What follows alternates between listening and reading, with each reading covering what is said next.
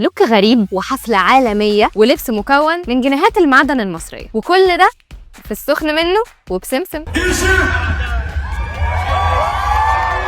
فجأة صحي المصريين من النوم على ترند جديد، وبطله صاحب الترندات الأول في مصر النجم محمد رمضان. المرة دي الكلام كان على كبير بسبب لوك ظهر بيه رمضان في حفلته في مهرجان كوتشيلا فالي للموسيقى والفنون، وده مهرجان بيتعمل للموسيقى والفنون سنويا في كاليفورنيا، وبيحضروا حوالي 250 ألف شخص عشان يستمتعوا بموسيقى الروك والهيب هوب. رمضان بيعتبر المصري الوحيد اللي اتعمل له حفله مخصوص في كوتشيلا، وده كان مسار فخر للجاليه المصريه هناك، لكن ظهوره باللوك العجيب ده بوظ كل حاجه، وقسم الجمهور المصري اللي ما كانش عاجبه اختيار رمضان لللبس لانه يعني حريمي شويه. تعليقات كتير اتهمته باثاره الجدل في البلد اللي بيحكمها ترامب، اكتر واحد بيثير الجدل في الدنيا، واللي بيعتبر كمان ملك الترندات اللي على كبير قوي. يا ترى بقى الترند اللي جاي هتقدم لنا فيه ايه يا نمبر 1؟